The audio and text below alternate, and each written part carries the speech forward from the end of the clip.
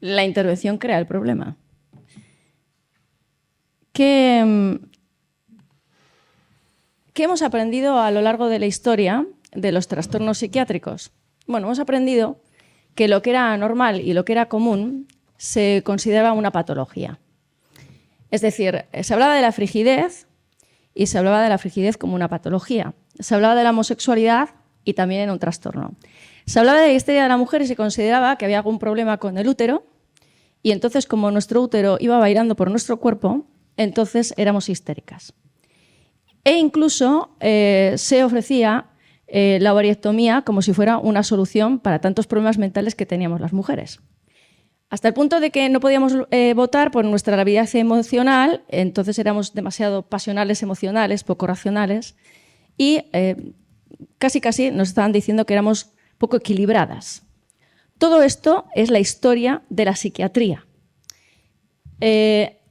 Recientemente, o más recientemente, hemos visto cómo en la farmacéutica había un arte que era que todo aquello que podía ser común, mundano, cotidiano, se convirtiera en un trastorno, ¿no? Como los niños hiperactivos, es decir, tú ves a un niño que se mueve mucho y haces preguntas comunes, poco formales, poco formadas, donde tú le preguntas a un padre o una madre que probablemente esté agotado, cansado, histérico y estresado, ¿cuánto se mueve tu hijo? Si se mueve mucho, si se mueve poco, si atiende, si no atiende. Y evidentemente una madre estresada pues dice, mi hijo se mueve mucho y a poco que se mueve demasiado. Y entonces a partir de aquí se crea un trastorno y a partir del momento en que tú creas una teoría, la teoría condiciona una observación. ¿Qué ocurre a partir de ese momento? Pues que evidentemente la farmacia gana. Algo que hemos visto es que en la psiquiatría el sexismo ha sido una constante y una permanente. Yo tengo un par de libros por ahí, no sé dónde está mi bolso, está ahí. Bueno, pero tengo un par de libros editados, muchísimas ediciones, el libro para el joven y el libro para la joven, y la edición es de 1972, la que yo tengo, y tenéis que ver lo que se decía en el 72, cuando una mujer supuestamente era frígida y no disfrutaba de una penetración. Pues si no disfrutabas de una penetración es que eras una frígida y tenías un serio problema. Es decir, el hecho de que un hombre o una mujer no tuviera un conocimiento lo suficiente como para poder indicar cómo tenía que penetrar aquello, pues evidentemente se tachaba como si fuera un trastorno. Es decir, la ignorancia siempre se ha convertido en un arma contra nosotros. Aquí estamos. Entonces, la creación de un trastorno. Hay varias cosas que tendríamos que saber. La inducción de un delirio a mí me ha recordado bastante al efecto Charcot. Charcot fue un neurólogo francés que tenía daba clases. Y entonces él daba una clase donde mostraba cómo era una histérica, ¿no? Es decir, la crisis histérica, cómo se mostraba. Lo que se observaba es que Charcot, cuando describía las fases de una histeria, prácticamente con la descripción sintomatológica prescribía una histeria, una sugestión. Es como un hipocondriaco cuando tú le dices que a ti te empezó un cáncer y entonces tú tenías un bulto y entonces te apretaba y entonces te dolía y entonces en ese momento a esa persona le está doliendo exactamente lo que tú le dices y está sintiendo exactamente lo que tú le dices. Y este es el poder de la sugestión. Bueno, pero estamos hablando de que estas personas que podían, había una que la llamaban la reina de la histeria, porque según el neurólogo iba describiendo cómo era una crisis histérica, esta mujer iba teniendo todas las fases de la histeria. Pero no era un teatro, aquella mujer lo sufría realmente. En la psicología hemos hablado, todos seguramente conocéis la teoría tú cumplida, ¿no? Es el efecto Pigmalión. Hay un experimento maravilloso que se hizo en un centro donde se fue y dijeron vamos a coger aquí unos datos para saber qué niños son más inteligentes, menos inteligentes, y entonces se vio algo extraordinario cuando les pasaron las evaluaciones a los profesores diciendo que había unos niños muchísimo más inteligentes, que muchos de ellos coincidían con los niños más mediocres. Ocurrió algo al final del curso y es que todos aquellos niños que los profesores consideraban que eran más inteligentes, evidentemente esto era parte del experimento, terminaron siendo los más inteligentes. Es decir, mi teoría condiciona mi observación condiciona mi conducta en la relación contigo te condiciona a ti, te determina a ti. Y esto es un experimento formal. Ahora resulta que todos los experimentos que se han dado hasta ahora dicen que son mitos, absurdos, y ahora resulta que donde no hay ciencia hay un dogma. Bueno, lo último sería el experimento de Rosenhan, que fue maravilloso, donde el propio autor y personas sanas, 9 en concreto, fueron a psiquiátricos diciendo que se encontraban mal, es decir, haciéndose pasar por enfermos, hasta el punto de que estuvieron ingresados sin poder salir del psiquiátrico hasta 52 días. Posteriormente se dijo a los psiquiátricos que iban a mandar falsos enfermos, que no se mandaron, pero curiosamente en los psiquiátricos dijeron que se habían presentado 193 pacientes que eran falsos. No había ninguno falso. Pero cuando yo creo que va a venir alguno falso, entonces veo a alguien que no me cuadra con mi prejuicio. ¿Podría entonces la nueva ideología de género de la ciencia crear una ola de personas sugestionadas hacia la confusión identitaria? Como el efecto Charcot, como una profecía autocumplida, como el efecto Rosenhan, hacia la observación prejuiciosa que fomenta un error de la autopercepción infantojuvenil. Bueno, y aquí os aseguro que yo tengo datos en clínica, espeluznantes.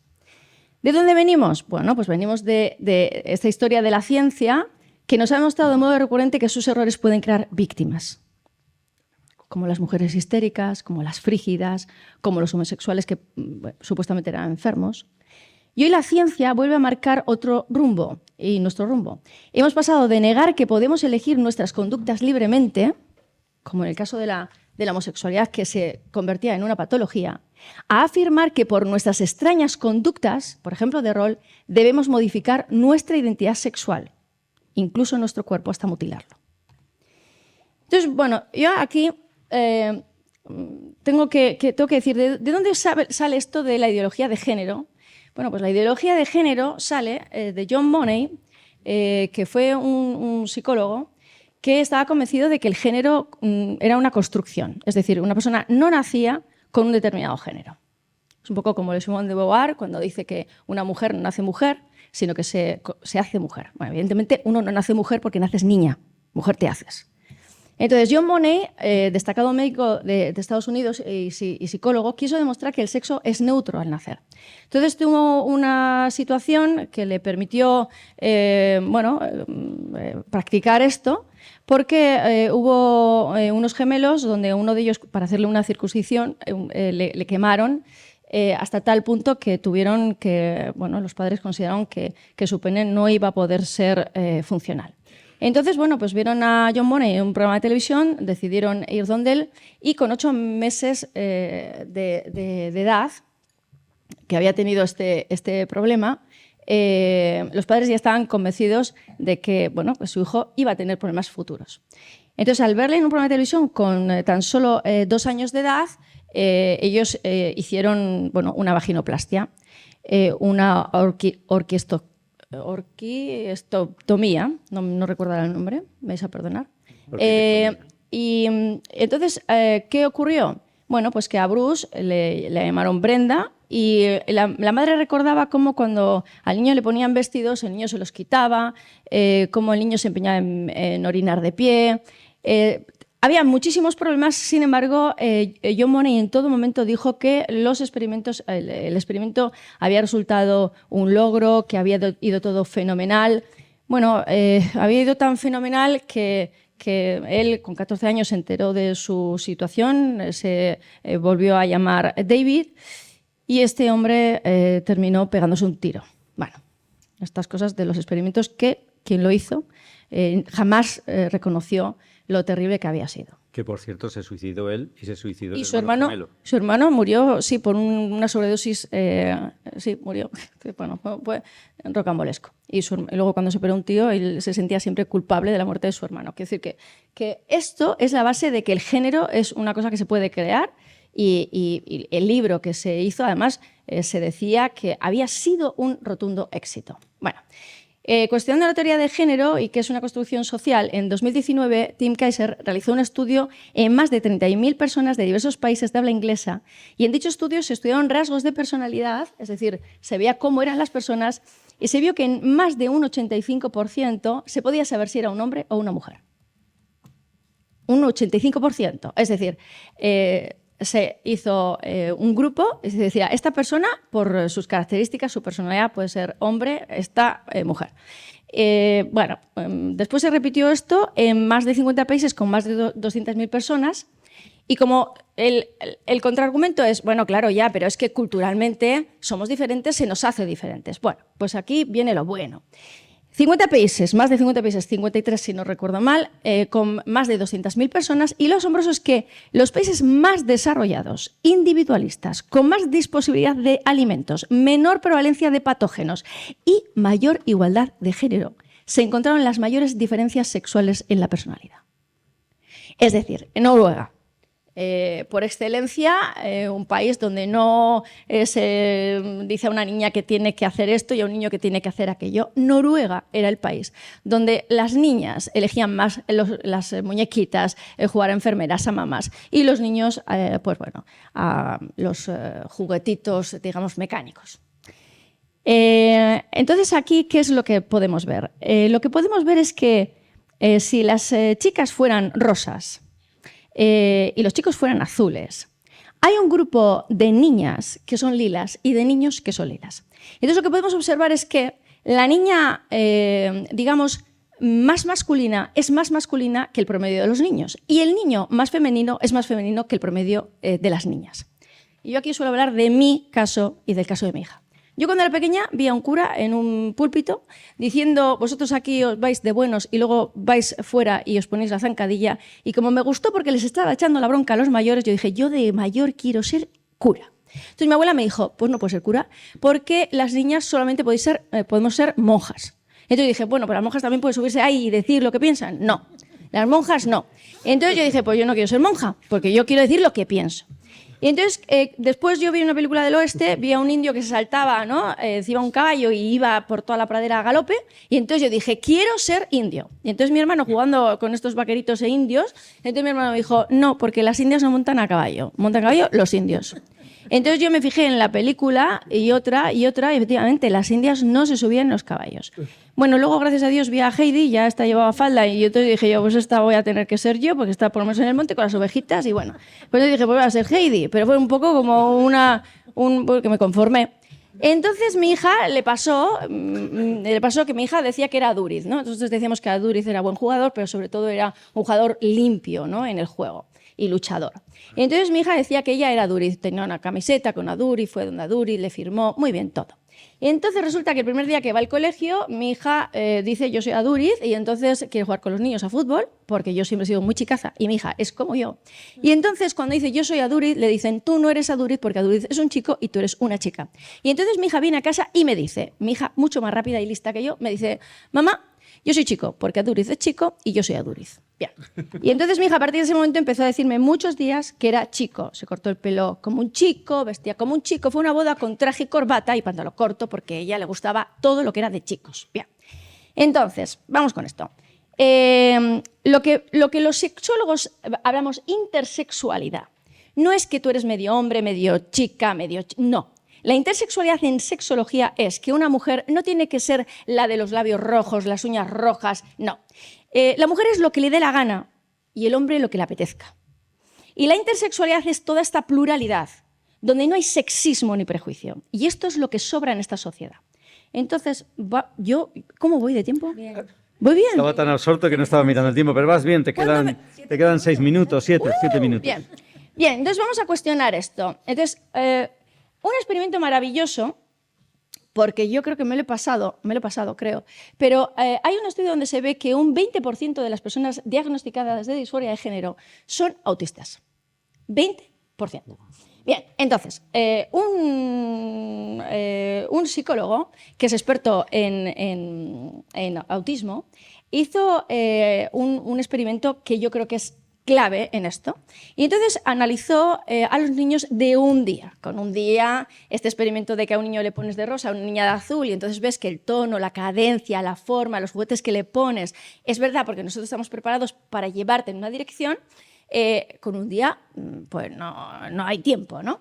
Entonces lo que se vio es que cuando tú pones a un niño un juguete mecánico, se quedaban mirándolo mucho más tiempo que una niña. Y cuando tú te ponías frente a una niña, un rostro frente a una niña, la niña se quedaba mirándolo mucho más que ante un juego mecánico. Es decir, nuestro cerebro, nuestra percepción, nuestra atención viene condicionada con un día. Entonces, lo que se ve es que esto tiene que ver con la testosterona. Es decir, cuando ya estamos en el útero materno, la testosterona que tiene un niño evidentemente no es el que tiene una niña. Es decir, de serie venimos condicionados. Y esta alta testosterona o más testosterona lo que hace es que nuestra capacidad de mirar un rostro, mirar una cara, acompañar a alguien, la empatía, la capacidad de comunicación es más lenta en niños que en niñas. Y esto es así por biología. ¿Qué cosas? La biología es muy obstinada. Bueno, casos y estadísticas reales. En un 99,98% de la población se coloca en uno u otro sexo, es decir, nacemos sexuados. Nacemos sexuados como hombre o como mujer. Pero dentro de esta intersexualidad en la que un hombre no tiene que ser muy masculino ni una mujer muy femenina.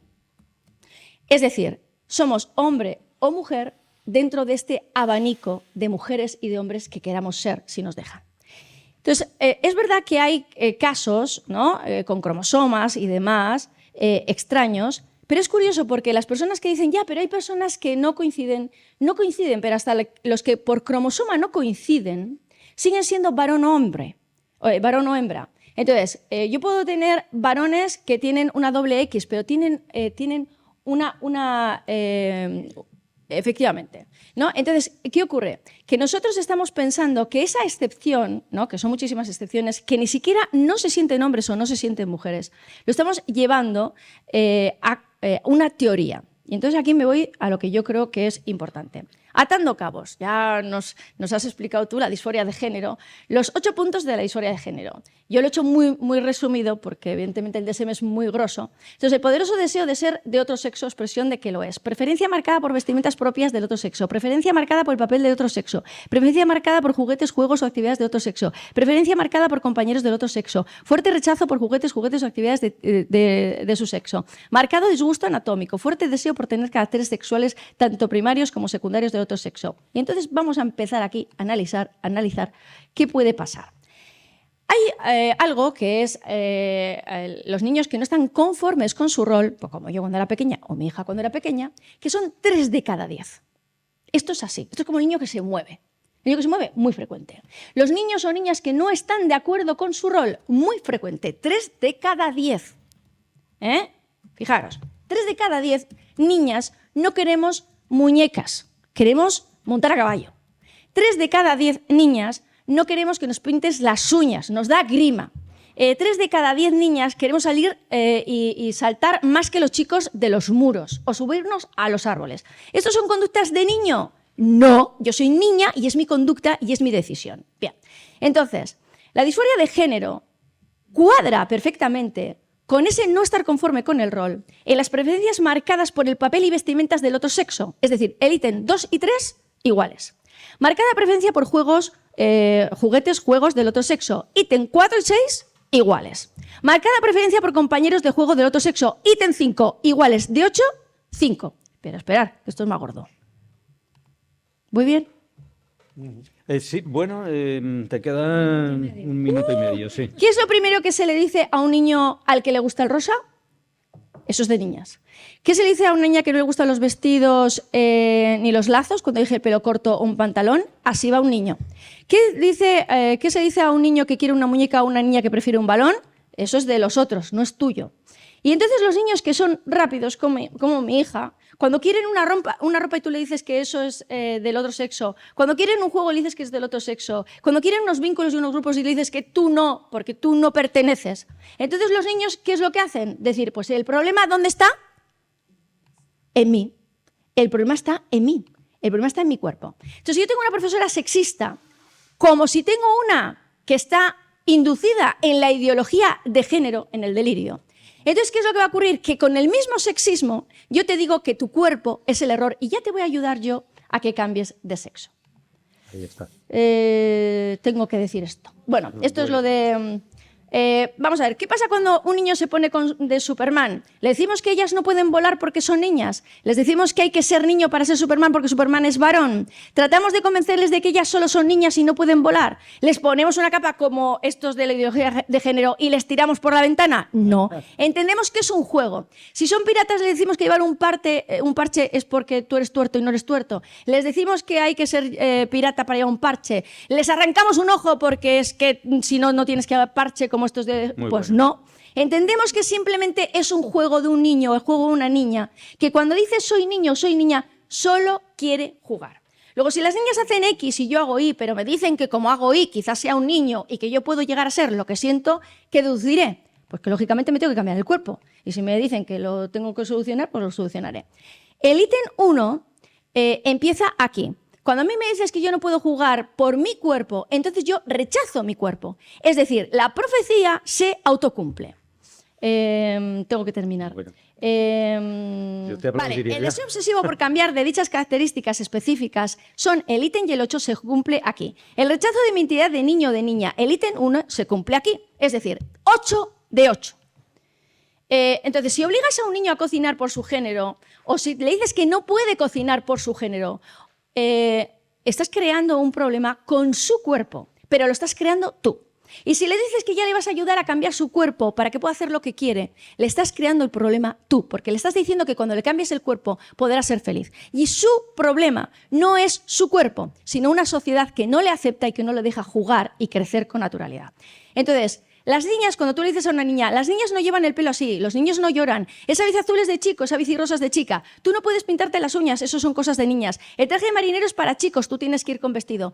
No les dejamos fluir, no les dejamos jugar. En la comunión, si una niña quiere ir con marinerito, debería ir con marinerito y no hay más problema. Igual que cuando se pone la capa de Superman y no entramos en barrena diciendo qué haces con esa capa que te vas a matar. No se va a matar, solamente es un juego de rol. Y ya termino. Hay algo importante. Bueno, la autopercepción en la psiquiatría, lógicamente, nunca se ha respetado. Que si una anoréxica se siente gorda y no le dices que lo está. Una persona que tiene dismorfofobia, que se opera 20.000 veces y siempre se ve fea, tú no le dices que evidentemente está fea. Una persona que tiene dismorfia, es muy importante porque tú lo has comentado, dismorfia es corporal. Es cuando una persona no se siente completa, si está completo. Y sin embargo, para sentirse completo, se quiere amputar.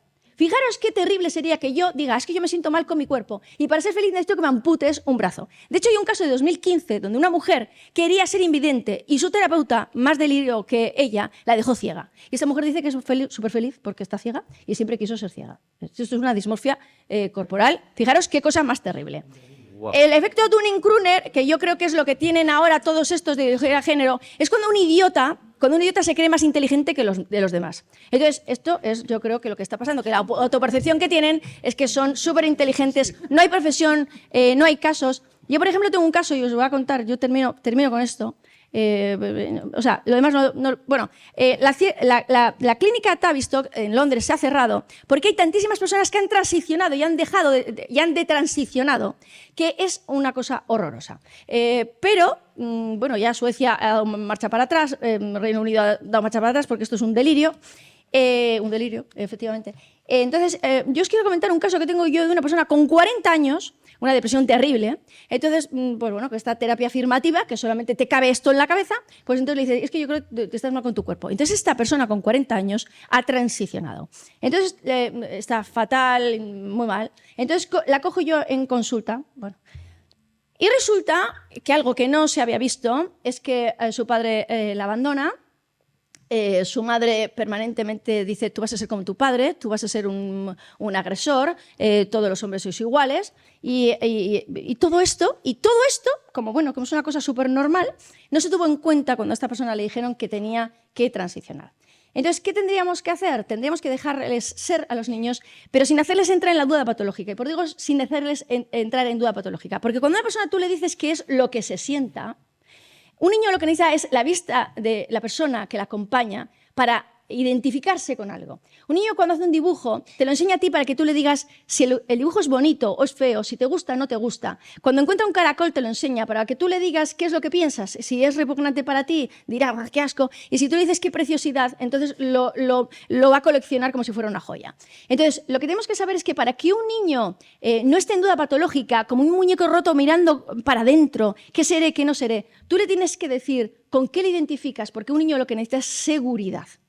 Toda esta ideología de género lo que está haciendo es que cuando tú le dices a un niño que puede ser tanto niño como niña, fijaos que el niñe ni es niño ni es niña, aun pudiendo ser ambos. Y entonces, ¿qué ocurre? Que muchísimos niños con esto están tan confundidos que esa intersexualidad saludable se está volviendo una patología. Porque evidentemente un niño juega como niño, juega como niña, y una niña juega como niña y juega como niño. Pero eso no tiene nada que ver con la disforia de género, ni con la ideología de género. Tiene que ver con el juego natural de cada niño y cada niña al que les deberíamos dejar en paz.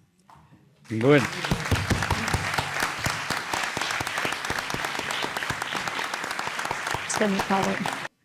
Bueno, yo voy a hacer una pequeña exposición, ya que se me ha invitado aquí a la fila cero, porque bueno, en principio se me había ofrecido la posibilidad de cantar hoy aquí una canción, pero decliné esta invitación porque intuí que este debate, estas jornadas, desde mi punto de vista, estaban un poquito sesgadas. Me parecen un poquito escoradas a la derecha. Y me explico. Bueno, primero quería también dar las gracias por esta oportunidad de hablar aquí hoy y también a varios de estos invitados e invitadas por sus aportaciones en la lucha contra la dictadura sanitaria, a nivel legal, a nivel de información, de dar la cara con valentía, y varios de vosotros y vosotras habéis sido referencia mía y la seguís siendo en otros ámbitos. Pero en este discrepo profundamente. Este concepto de ideología de género que se maneja en esta mesa, con esa soltura y esa que a ti te ha sorprendido, por ejemplo, Lourdes, que estáis muy de acuerdo en ese sentido, que estáis como muy de acuerdo en las opiniones, a mí no me ha sorprendido porque ya ideología de género, utilizar ese concepto, manejar ese concepto, ya implica una ideología, ya implica una filosofía con la que yo, por ejemplo, no estoy de acuerdo. Y corregidme si me equivoco, si digo que cuando se habla generalmente de ideología de género, se hace un poco una mezcla en la que se rechaza los movimientos sociales como los feminismos actuales, que son los feminismos, no el feminismo, porque el feminismo no es lo que hace Emakunde, el feminismo no es querer estar las mujeres por encima de los hombres, ni el feminismo es lo mismo que el machismo, pero al revés. Desde mi punto de vista, yo me considero una persona feminista. Yo, por ejemplo, he dado pecho a mi hija hasta los 3 años, valoro mucho mi faceta de madre y de crianza, lo hago lo más natural posible y creo que es perfectamente compatible al feminismo. Con este tipo de cuestiones. Veo un ataque al feminismo y una ignorancia de la historia de la aportación de los movimientos sociales en general en la disidencia y que se echa por tierra, ¿no? La aportación de estos movimientos como han aportado también el movimiento gay, por ejemplo, el movimiento trans, el movimiento feminista que ya he mencionado. Y desde ese concepto de ideología de género parece que se equipara, o sea, que se supone que todos estos movimientos han estado bajo los dictados de las élites globalistas. Entonces, mi pregunta es, todos estos movimientos tan diversos que, en mi opinión, han surgido de la injusticia, al igual que nosotros nos hemos movido y organizado ahora en la disidencia contra la dictadura sanitaria, ¿qué tenemos nosotros para que no se nos hayan infiltrado y, en cambio, sí se hayan infiltrado en todo el resto de los movimientos populares? ¿Qué tiene nuestra disidencia para que hayamos conseguido nosotros que no se nos... Sí, termino. Y quería terminar diciendo pues, que el tema de... Pues eso, que me parece un poco que hay una negación de una aportación que es enorme a los derechos humanos y a la dignidad humana por parte de estos colectivos y lo considero muy injusto. En primer lugar, a mí me parece que hablar de derechos o izquierdas aquí, en un tema de salud clínico, está fuera de lugar. Estamos hablando de realidades diferentes. El feminismo hoy en día precisamente es el principal dañado, porque muchísimas mujeres con esto que está ocurriendo se están quedando sin lugar, como en el caso, por ejemplo, de Lia Thomas, ¿no? Que sin ningún cambio de género en absoluto, diciendo que es mujer, se ha cambiado en los vestuarios de las mujeres y ellas han dicho dónde están las feministas para protegernos y cuidarnos. Creo que, por supuesto, el defender a la mujer, el defender la homosexualidad, el defender lo que cada cual se sienta libremente, esa es la aportación que se ha dado. Pero nos está ocurriendo que nos están dando gato por liebre. Quiero decir, yo soy la primera que creo que se ha aportado, que el feminismo ha aportado, que la apertura y el decir que la orientación sexual no puede estar determinada ni patologizada, en eso estamos totalmente de acuerdo. El problema es cuando empezamos a inducir y aquello que es perfectamente normal lo estamos patologizando. Y cuando bloqueamos hormonalmente, damos castradores químicos a un niño o a una niña y creamos una osteoporosis, creamos problemas digestivos, problemas de hígado, problemas cardíacos, y esto se silencia y no se dice. Y se dice que los niños simplemente con un bloqueador hormonal va a ser feliz y que puede decidir con 12 añitos sin que nadie informe de la realidad. Entonces, yo he tenido personas, y esto de la televisión, diciendo que esto de que los niños tienen pene y las niñas vulva y tener este ostracismo es terrible y es injusto. Y esto lo he estado diciendo yo en la televisión y hoy parece que digo lo contrario, porque nos están confundiendo, nos están llevando a un abismo. Entonces, no es que yo era de izquierdas y ahora soy de derechas. Yo siempre he sido clínica, soy sexóloga, soy una persona que quiero decir la verdad y proteger a las personas que están siendo víctimas de un maltrato, de una manipulación. Entonces yo creo que el pensar que, como estamos diciendo, que es una inducción, es porque somos de derechas o de izquierdas, evidentemente es no estar dentro de las consultas y ver Lourdes, a las personas que han dicho que les estaban induciendo en una dirección, que esto lo he tenido yo en la consulta, hormonados que cuando han dicho que les estaban confundiendo, todos se les han echado encima, pero todos quiere decir, esos que les estaban jaleando y diciendo qué bien, de repente van contra ti y te dicen que tú de alguna forma les has traicionado. Esto lo estoy teniendo yo en la consulta. Lourdes, muchísimas gracias. No... Quisiera puntualizar algo. Los psicólogos clínicos no podemos acompañar a estos menores para que se pueda comprender o entender la base de lo que está ocurriendo cuando dicen que se sienten de otra manera. Es decir, el no poder acompañarles, no poder ayudarles. El hecho de que vayan directamente a un endocrino sin que un psicólogo pueda hacer otra terapia que la terapia afirmativa. Lo dice todo, y quien no pueda comprender esto y crea que esto es que somos retrógrados, es que no quiere acompañar y proteger a estos menores. Por eso el 40% de los suicidios no es una casualidad, es una causalidad. Y esto tenemos que tenerlo muy claro.